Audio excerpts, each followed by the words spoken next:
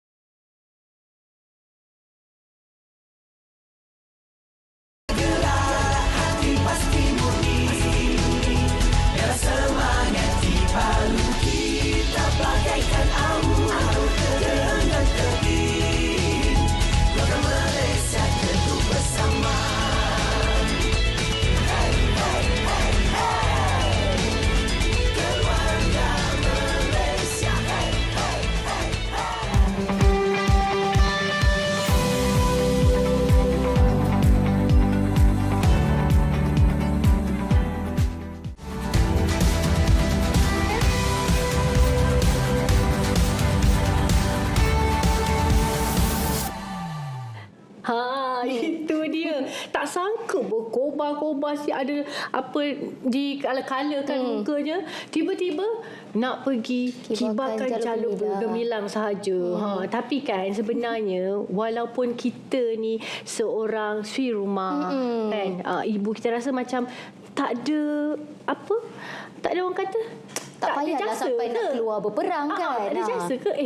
kita rasa kita besar tau. Besar juga. Sebab kan perempuan ni dia macam-macam boleh buat. Betul. Contoh kita jihad, melahirkan anak kan. Lepas tu kita besarkan, jadilah kebanggaan negara kita kan.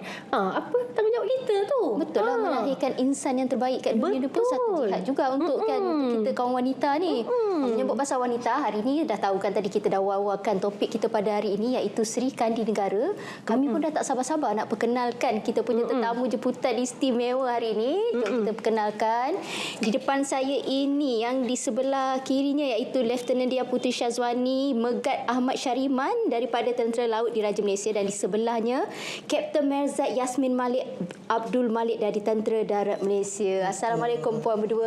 Waalaikumsalam. Terima Selamat kasih. datang. Terima kasih kerana sudi meluangkan masa. menerima kami di sini. Ya, betul. Kita jadi macam bila tengok dia tiba-tiba jadi macam keras ni. Duduk dengan penuh protokol, kita pun jadi Tegak-tegak tadi. Yana tu. Aura, Seri Kandi, permata, mutiara, apa lagi yang berharga dalam dunia ni kita dapat rasa sebenarnya. Alhamdulillah. Kan? Okeylah, kita nak tanyalah kan. Kita nak tanya terus soalan sebab kita tak sabar. Sebab orang fikir, kenapa perempuan jadi askar? Layak ke? Betul. Selalunya orang memang okeylah, kita tahu zaman-zaman sekarang ni wanita memang kebanyakannya ada yang memilih untuk ada yang memilih kerjaya sebagai seorang tentera kan. Buat sukan lasak, buat aktiviti-aktiviti lasak, tapi tak semua antara mereka ini mendapat restu juga daripada keluarga.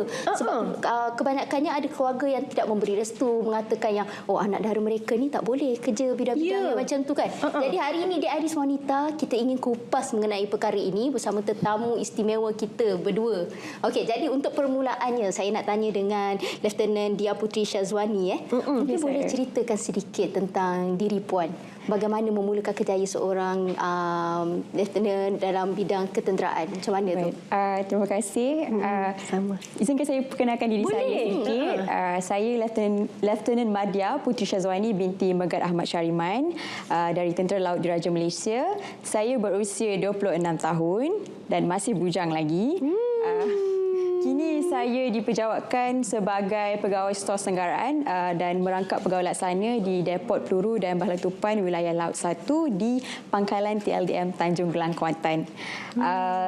Sebenarnya saya baru saja 3 tahun di dalam perkhidmatan. Saya ditauliahkan sebagai Lieutenant Muda pada tahun 2019 dan penjawatan pertama saya adalah di bahagian material Markas Tentera Laut sebagai pegawai staf 3 alat. Jadi ini merupakan penjawatan kedua saya lah di Pangkalan TLDM Tanjung Gelang, Kuantan. Baru berumur 26 tahun ni Yana. Kan? Alhamdulillah, bujang lagi.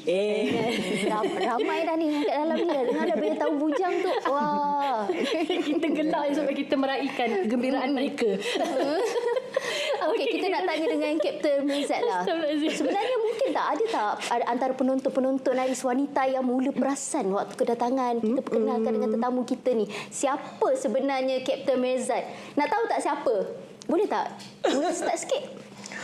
Sebenarnya nama saya betul memang panjang, Merzad Yasmin Malik binti Abdul Malik, dan mungkin jika ada yang masih mengenali saya ataupun rasa muka saya mungkin nampak familiar ke, suatu ketika dahulu di tahun 1995 saya pernah ada sebuah lagu di dalam album Flora Cinta. Tetapi saya telah pun bertukar arah kepada seorang tentera sekarang, dan jika Lieutenant Puteri ada mengenalkan diri dia sendiri tu, mungkin I can give a bit about myself as well. Please. I'll just make a short one, nothing too formal. Orang lebih selesa untuk memanggil saya Kapten Min Malik. Dan saya di bawah Markas Tentera Darat Cawangan Semua Manusia di Badan Kesenian Tentera Darat. So saya ditauliahkan sebagai Lieutenant Muda pada 2013 dan saya telah bertugas sepenuh masa di dalam tentera mulai tahun 2014.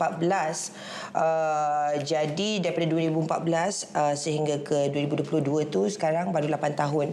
Walau bagaimanapun sebelum saya masuk ke arah tentera tu, sebenarnya saya bermula dengan sukarela dulu di Regimen 515 daripada tahun 2010. So itu just a bit. Kalau tidak kan rancangan jadi 2 jam. Kita nak berbalik kepada soalan. Kenapa puan-puan rasakan wanita layak untuk masuk ke dalam bidang seperti askar yang lasak ni? Boleh saya mulakan dulu, Bos? Boleh, silakan. Bagi saya, kita pun semua tahu, kita cakna bahawa bidang ketenteraan ini didominasikan oleh kaum lelaki. Betul.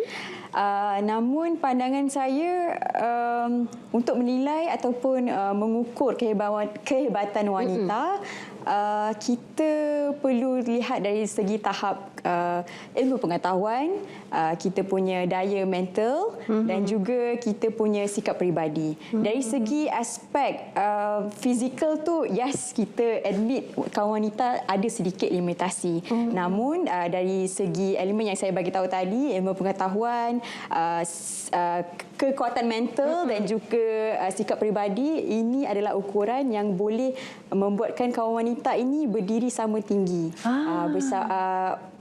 Berdiri sama tinggi dengan kaum lelaki. Dan hal ini dapat dibuktikanlah melalui pucuk kepimpinan saya sendiri. Saya merupakan seorang pegawai di cawangan Bekalan dan Urus Setia. Dan cawangan Bekalan dan Urus Setia ini diterajui oleh seorang pegawai wanita iaitu Laksamana Muda Rohana binti Jopri. Beliau diberi penghormatan pertama untuk memegang pejawatan sebagai asisten ketua staf material. Wah, tahniah diucapkan. Tapi betul lah, kan? Kita rasa meremang, kan? Kan, betul lah. Semangat tu lain. Lain tau bila kaum wanita yang bergelar seorang tentera ni. Macam kita ni, okeylah, seorang pengacara ataupun ni, dia macam kewanitaan tu lebih sikit kan. Tetapi untuk yang bergelar seorang tentera ni, dia punya sifat jati diri tu kita tahu.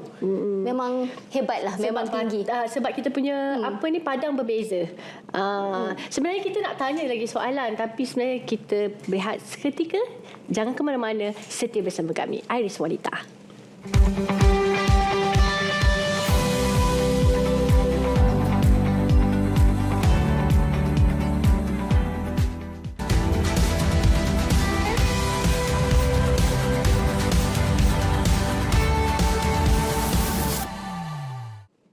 Kembali lagi dalam Iris Wanita. Terima kasih kerana masih setia bersama kami semua di sini. Okey, kita nak sambung topik perbincangan kita ni. Nak cepat-cepat ni sebab banyak soalan yang kita nak tanyakan dengan tetamu kita. Okey, Kapten Min Malik. Saya akan panggil Azura. Kapten Min Malik. Kita dah tahu permulaan karier Puan adalah sebagai seorang penyanyi. Lebih kepada kerjaya seni. Bagaimanakah Puan boleh mengubah kerjaya kepada seorang tentera? Okey, dia sebenarnya masa saya jadi penyanyi itu pun sebenarnya secara tidak sengaja saya masuk karaoke competition. Saya kalah dalam karaoke competition tu, tetapi sebulan selepas itu syarikat yang menaja karaoke competition tu manggil saya semula. Saya audition sekali lagi, dia jadikan saya artis. Jadi saya pun tak merancang sebenarnya untuk jadi penyanyi. Walau bagaimanapun selepas beberapa tahun menyanyi tu, saya rasa macam saya perlu menambahkan lagi pendidikan saya, maka saya memutuskan untuk masuk ke Universiti Putra Malaysia di Serdang.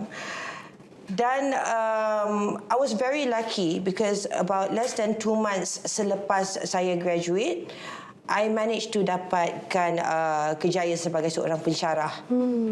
Dan di masa itu saya menjadi seorang pensyarah di beberapa tempat. Di antaranya yang paling lama adalah di Design Academy of Art, is an art academy, art college. Kemudian di antara waktu itu juga saya pernah menjadi seorang pensyarah di University of Delaware di Linguistics Department di USA. Tetapi selepas saya pulang tu, saya rasa macam there was something that I needed to do more. So I really wanted to self-evaluate, tengok what can I do yang bukan for myself. So terdetiknya saya teringatlah masa kecil-kecil kita ni, ingat tak kita ada 3 soalan. You nak jadi apa? Apa jawapan 3 jawapan tu? So salah satu jawapan tu adalah untuk saya menjadi seorang tentera. Jadi saya bertanyakan ayah saya, because my father was also in the service. Dia dulu seorang tentera. He retired as a colonel, dan jawatan terakhir dia adalah sebagai ketua staf di Kem Batu 10 Kuantan.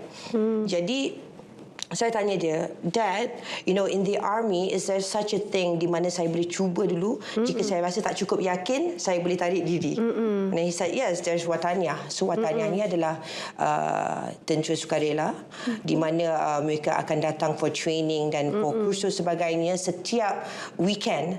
So saya bermula dengan askar Wataniah. Di masa yang sama, saya masih menjadi seorang pensyarah. And ia berkekalan selama 4 tahun. So di tahun kedua atau tahun ketiga, saya rasa semasa saya ambil kursus bakal pegawai,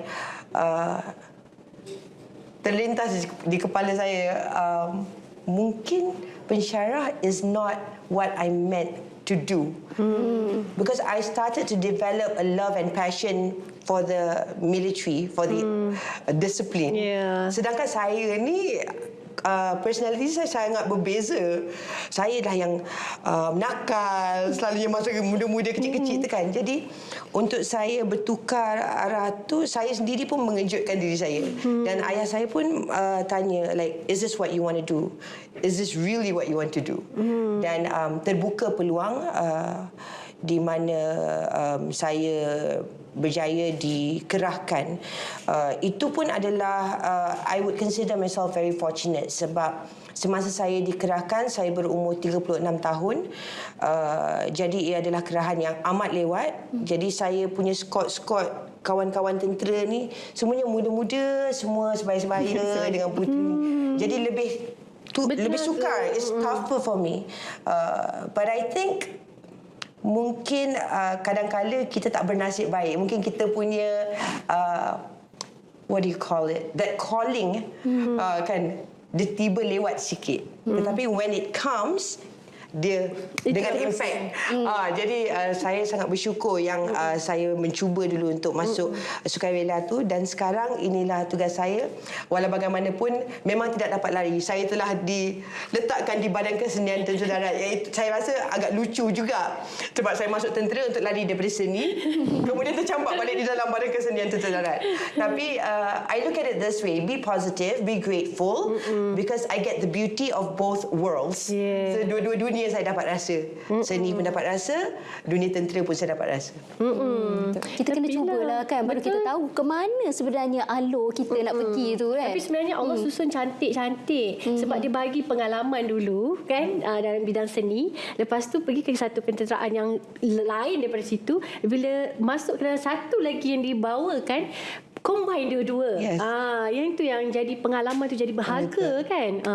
Sekarang kita nak tanya Puan lah kan. Puan Puteri. Kita nak cakap pasal, okey, Puan Puteri ni sebenarnya kira apa ni, pengkhususan dalam bidang bom, betul kan? Dia panggil macam mana? Juruteknik peluru dan letupan. Juruteknik peluru dan letupan.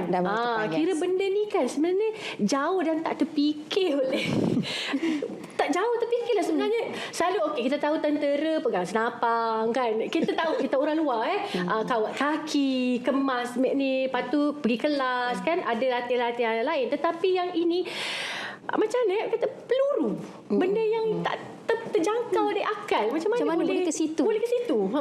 Okey, sebenarnya selepas saya dah menyertai bidang tenteraan ni, saya sebenarnya diserap, seperti saya malam tadi lah, saya diserap ke cawangan bekalan Darul Setia. Jadi fokus saya adalah logistik lah kan. Tapi saya pada tahun pertama di dalam perkhidmatan, selepas menjalani kursus aplikasi pegawai muda, saya mengambil keputusan untuk mencuba di dalam bidang peluru dan letupan ini, iaitu saya perlu menyertai kursus pegawai kejuruteraan peluru yang dijalankan di sel latihan peluru Kem Mempaga, Bentong. Saya telah menjalani latihan ini selama 8 bulan dan alhamdulillah saya berjaya menamatkan kursus ini dengan saya dikurniakan 2 lencana kepakaran, iaitu kepakaran juruteknik peluru ataupun dalam bahasa Inggeris dia ammunition technician, dan juga kepakaran pos peluru dan hamba letupan, iaitu explosive ordnance disposal. Jadi saya bukan tukar bidang, saya still dalam cawangan urus setia, bekalan urus setia, tetapi saya menambah kepakaran dalam bidang peluru dan bahan letupan. Itulah, nampak tak? Saya dengar kerja. Wah, ada banyak sebenarnya bidang yang boleh diceburi, bukan cabang-cabang gitu. Cabang-cabang. Jadi kita nak tanya satu soalan, siapa-siapa boleh jawab antara puan. Betul ke boleh menjadi kerjaya kepada wanita dalam bidang ketenteraan ni? Kenapa boleh jadi kerjaya dan berapa banyak cabang sebenarnya ada dalam ketenteraan ni? Pada pendapat saya sudah tentu dan juga telah disentuh oleh Lieutenant Puteri tadi, di mana ia sebenarnya orang selalu membuat andaian bahawa tentera ini adalah sesuai untuk lelaki kerana you need to be strong, you need to be fit. Walau bagaimanapun, apa yang saya telah pelajari sepanjang saya di dalam tentera, semasa kita berkursus ataupun semasa kita bertugas, kekuatan fizikal itu adalah bonus. Ia lebih penting untuk ada mental strength. Jadi kalau badan kita sasa pun tetapi kita mempunyai mental yang lemah, kemungkinan besar kita pun tidak boleh melalui tugasan-tugasan yang diberikan.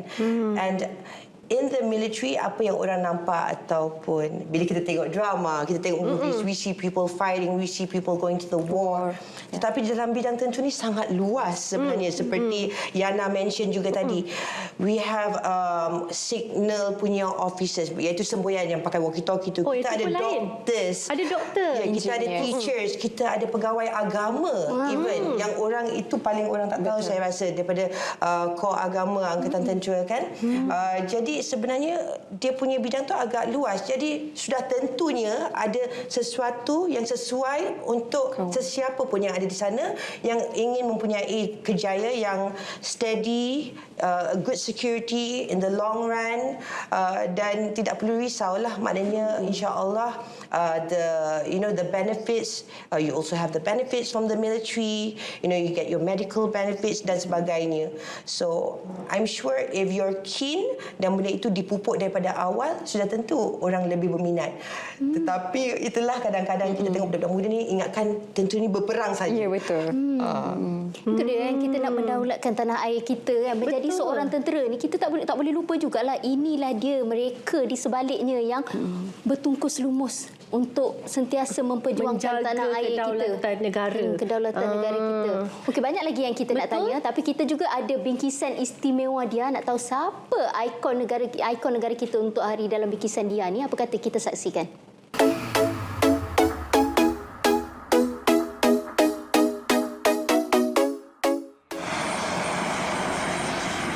Sejak kecil, beliau sememangnya mengimpikan kerjaya ini. Impian itu tercapai dan lebih manis apabila pegawai staf grade 1 rancang pegawai Markas Tentera Udara Diraja Malaysia TUDM diiktiraf juruterbang helikopter wanita pertama di negara ini, Lieutenant Colonel Nurhana Abdul Manaf. Menceritakan tentang sesi pengambilannya membabitkan banyak proses dan temuduga, latihan fizikal, pemeriksaan perubatan yang menyeluruh, ujian kecenderungan udara. Selepas berjaya, baru boleh memasuki bidang penerbangan.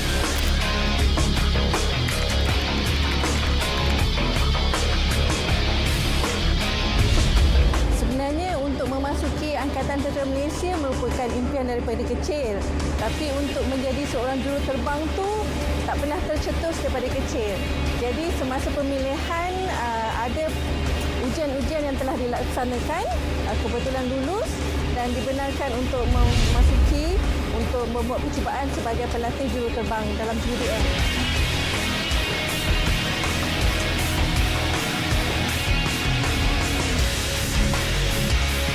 cabaran yang terbesar mulai dengan latihan asas kadet dan latihan asas pegawai ini, sebenarnya cabaran terbesar untuk saya adalah diri saya sendiri.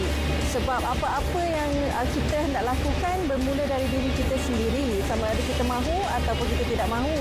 Tapi dengan galakan dan sokongan kawan-kawan, banyak membantu dalam saya menjalani latihan-latihan dan proses untuk menjadi juruterbang di dalam PUDM. Jadi cabaran yang terbesar untuk diri saya dan sepanjang latihan ini sebenarnya adalah diri saya. Dan mungkin salah satu cabaran terbesar mungkin melibatkan fizikal. Kerana secara yang kita ketahui, fizikal antara lelaki dan wanita ni ada limitasi dia. Tapi dengan cara dan teknik yang betul dan diajar oleh jurulatih, kita mampu menghadapi cabaran-cabaran ni. Tapi yang paling penting diri kita lah, dari kita dan kekuatan mental kita juga.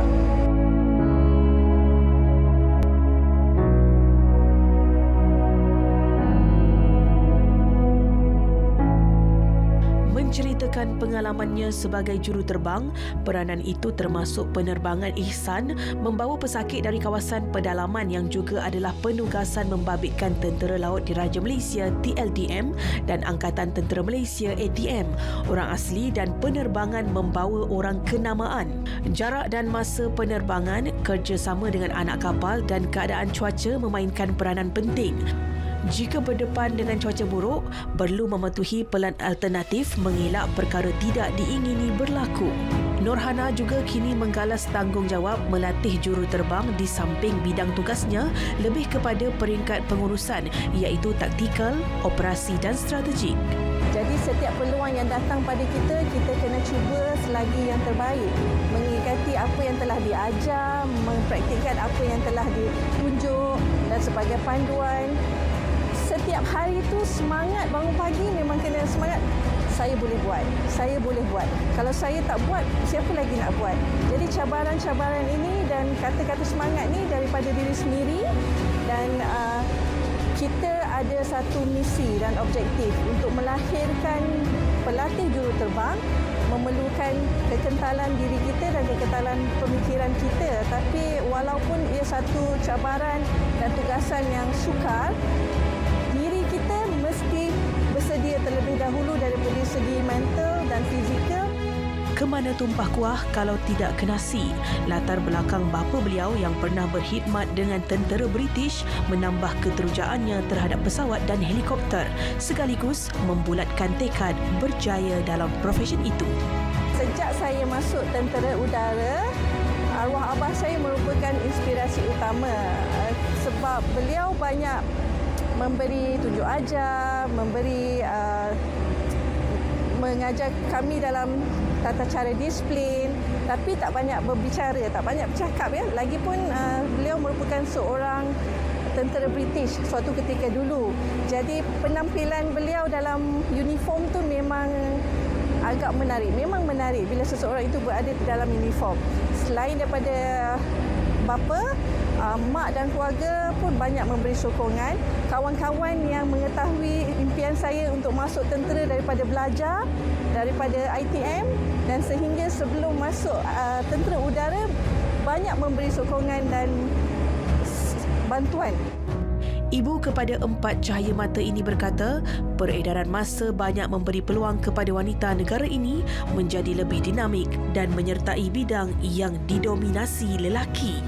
Kejayaan Lieutenant Colonel Norhana ini adalah satu pencapaian yang membanggakan di mana telah membuktikan bahawa wanita juga boleh berjaya. Untuk berjaya dalam hidup ini, kita kena mulakan dengan diri kita dulu. Kita ada niat, kita ada cita-cita, tapi kita kena ambil tindakan.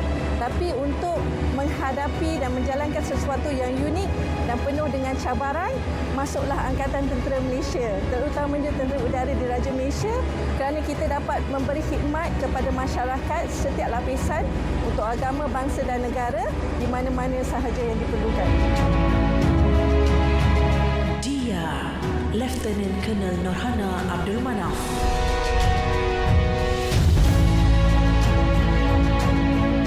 Selamat Hari Kebangsaan yang ke-65. Semoga Malaysia terus bangkit dan maju bersama. #Keluarga Malaysia Teguh Bersama.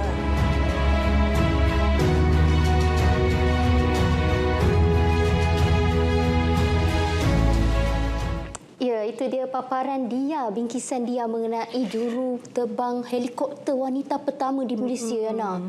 Nampak hebat. Dekat sini kita ada tentera darat, kita ada tentera laut.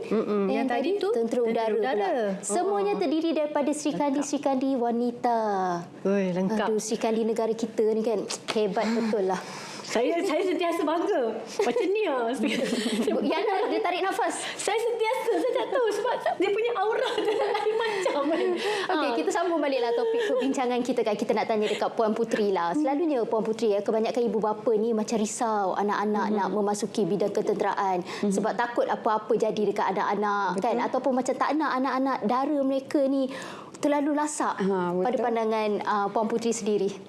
Pada pandangan saya lah, ini personally based on saya punya pengalaman sendiri dan daripada ibu bapa saya sendiri, yang saya nampak is apabila ibu bapa tu nampak potensi anak-anak, sekiranya anak minat untuk menjurus dalam bidang ini, saya rasa ibu bapa boleh menggalakkan anak-anak untuk menyertai. Seperti Puan Mimalik ada bagi tahu tadi, bidang tentera ini luas. Bukannya anak kita masuk terus pergi perang, tak. Okay. Banyak lagi bidang dalam tentera ini yang boleh anak-anak muda terajui, dan saya yakin bahawa kalau kaum wanita ini dia beri peluang, kita groom dia, kita asah bakat dia, insya-Allah memang dia boleh berjayalah di dalam tentera. Sebab benda ni dah dibuktikan, kita pun tahu banyak wanita hebat dan berkejaya yang berada di dalam tentera sekarang.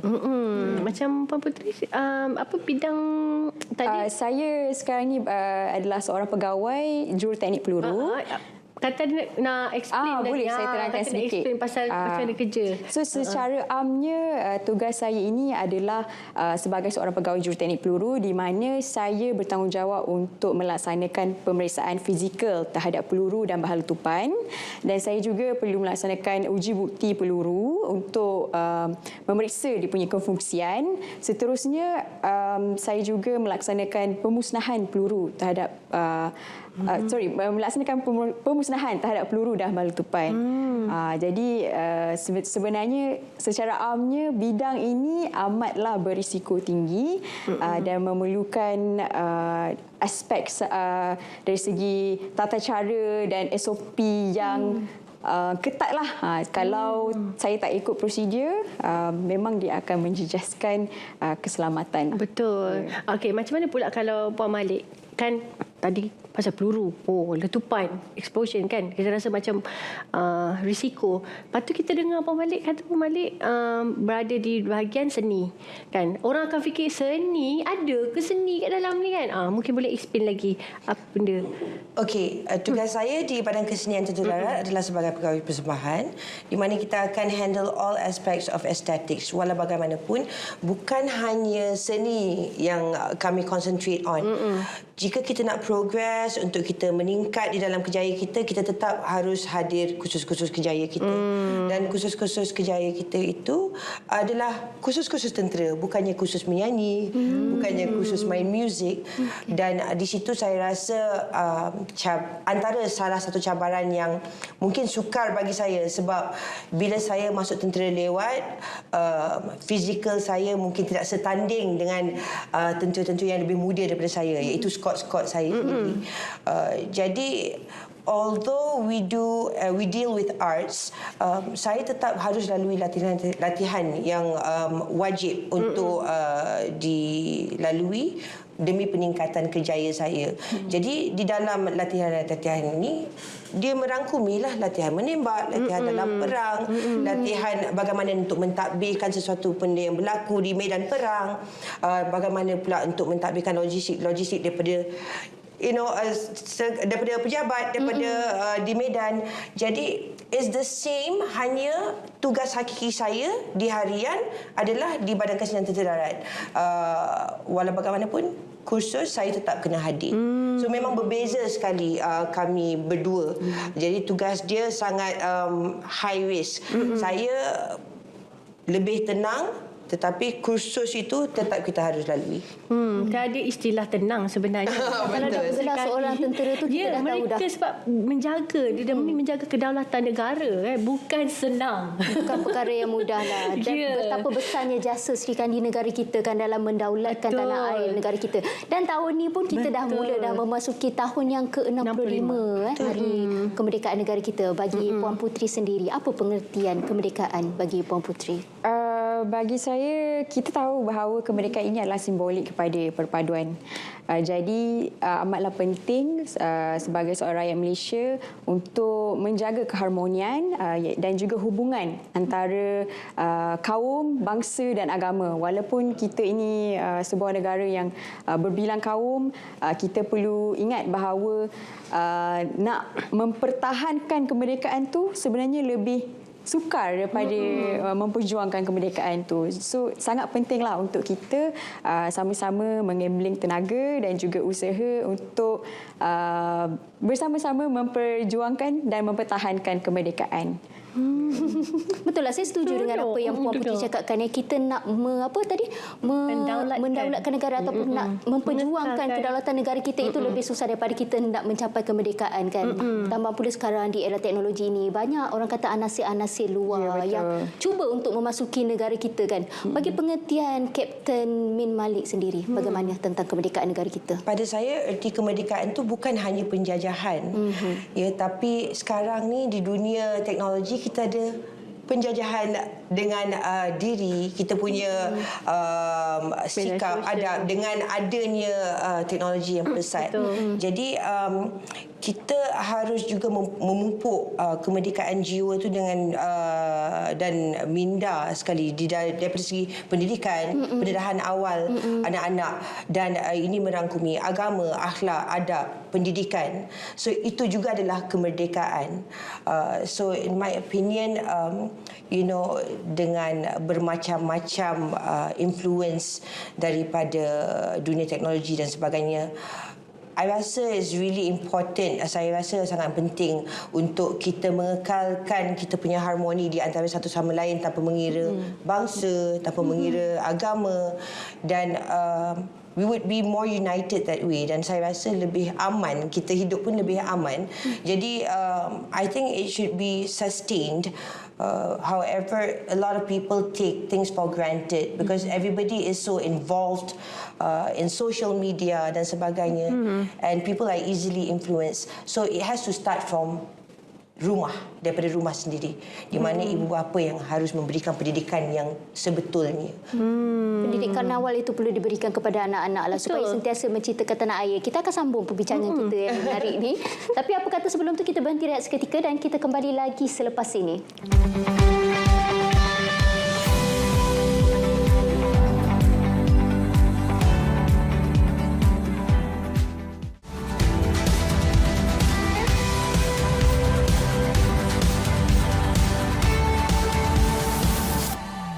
Kita masih lagi bersama dengan tetamu istimewa kita dan kita teruskan dengan soalan pada Puan Puteri. Kita nak tahu pasal pandangan Puan Puteri. Okey.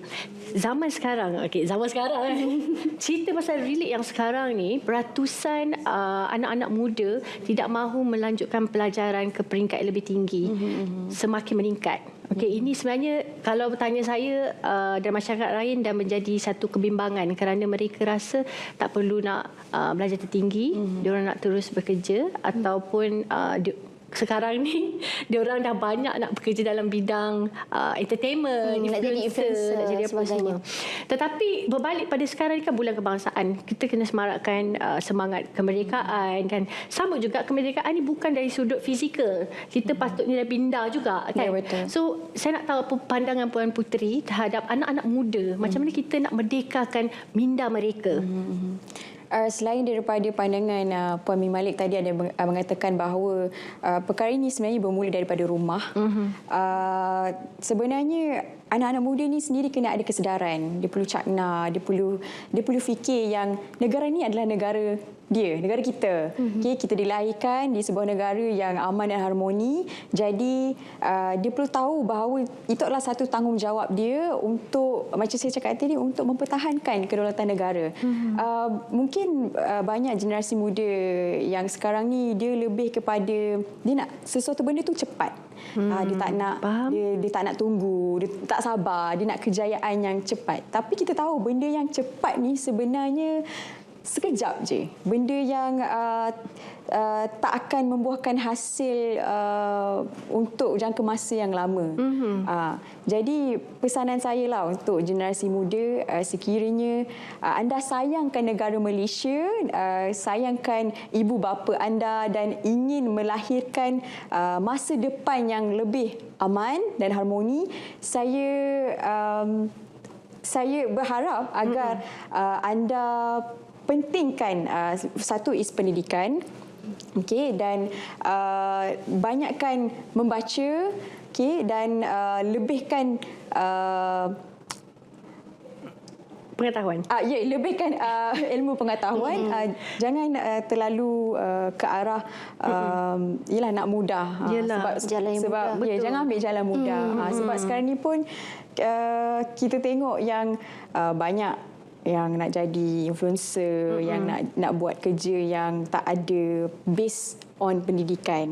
Bagi saya benda tu perlu anak-anak muda perlu lebih matang. Lebih matang lah. Ya, betul. Kan? Betul. Betul lah, sebenarnya kita kena mempelbagaikan cabang. Betul. Tapi apa yang saya rasa dah sejam perbincangan kita hari ini di Iris Wanita ni, mungkin ada ibu bapa ataupun anak-anak remaja kita di luar sana tiba-tiba rasa macam bersemangat untuk memilih kejaya sebagai seorang tentera dan mendaulatkan negara kita ini. Betul. Pada pandangan Kapten Min Malik sendirilah, ada pesanan untuk penonton kita bagaimana untuk memulakan kejayaan sebagai seorang tentera. Apakah tips-tipsnya yang boleh mereka lakukan? Okay, jika saya gunakan contoh saya, sudah tentu jauh sekali lah seperti yang saya sebut di awal rancangan tadi, di mana saya bermula kerana hanya nak berjinak-jinak je dengan ketenteraan ini. Di mana ia adalah kita bermula dengan Wataniah sebagai askar sukarela, di mana kita boleh dapat tahu adakah ini untuk saya. Tetapi ada juga cabang-cabang lain seperti Universiti Pertahanan, Graduate Officers Course, di mana orang-orang yang sudah ada degree boleh meneruskan diorang punya perjalanan secara serius dan secara mendalam di dalam bidang tentera. Dan saya tentunya dalam bidang Navy juga ada dia punya intake yang khusus setiap tahun. Akan ada intake di mana kita boleh try to submit, get our friends, anak-anak, kepada kawan-kawan kita untuk cuba. Sebab pada pendapat saya, I really truly agree with Lieutenant Putri tadi, di mana dia kata there's too many youngsters yang nak ambil jalan mudah. Tetapi pada pendapat saya, setiap benda yang kita buat dalam apa saja bidang pun memang perlukan usaha, dan dengan usaha itu insya-Allah ia akan berkekalan. So perhaps Lieutenant Putri juga ingin emphasize how your cadet punya intake pula works for the Navy. Boleh, Puan Putri?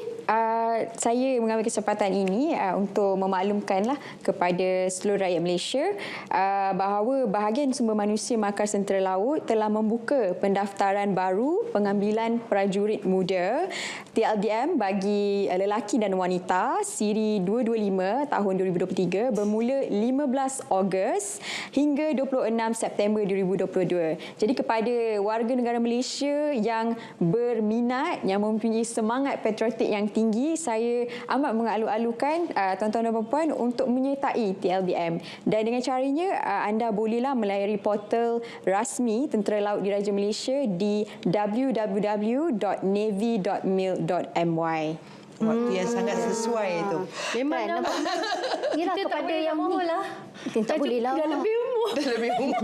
Tak bolehlah. Jadi kepada anak-anak muda di luar sana yang mungkin lepas menyaksikan Iris Wanita ni, dah tengok Puan Putri, dah tengok Puan Mi Malik, tiba-tiba rasa bersemangat, berkobar-kobar untuk menjadi seorang tentera, bolehlah tengok, layari laman web yang tentera dan kita boleh tengoklah kan antara jawatan-jawatan kosong yang boleh diisikan. Sebenarnya apa pun kita punya pekerjaan, setiap daripada pekerjaan kita ni memberikan kita suatu, orang kata apa, Yana? Memberi impak kepada negara. Sebab Betul. apa saja yang kita lakukan, kita kena fikir negara, agama Betul, dan kita bangsa jadi kita. seorang guru, kita mendidik anak bangsa kita untuk Betul. negara kita kan. Kita jadi doktor, kita menyelamatkan nyawa-nyawa Betul. ni penduduk kita kan, negara kita kan. Segala-galanya memang mempunyai, orang cakap Ada peranan masing-masing. Cuma yang kali ni kita fokus pada Seri Kandi negara untuk pastikan negara kita terus terjaga amannya. Terus. Itulah kita nak ucapkan jugalah Terima Kak kasih. Syabas kepada si Kandi negara kita, iaitu Lieutenant Dia Putri Syazwani Megat Ahmad Syariman daripada TLDM dan juga Kapten Merzat Yasmin Malik Abdul Malik daripada Tentera Darat Malaysia. Terima kasih kerana sudi meluangkan masa bersama kami. Rasa sekejap je. Terima kasih kerana menjemput kami juga. Dan Terima paling kasih. pastinya kita nak ucapkan tahniah dan terima kasih banyak-banyak kerana telah berjaya orang kata mengekalkan, menjaga Keharmonian. negara kita, keharmonian dan kedaulatan negara. Terima kasih. Ni produser saya cakap terima kasih tau. Ucap terima kasih. Memang Ada memang sukalah. Okey, baiklah. Iris Wanita telah pun sampai ke penghujungnya. Alhamdulillah. Jangan lupa minggu depan pada waktu yang sama kita akan berjumpa. Ingat, keluarga Malaysia teguh bersama. Kibarkan jalur gemilang, tanda cintakan tanah air anda. Iris Wanita, dinamik, karisma, inspirasi. Kita jumpa lagi minggu depan. Assalamualaikum.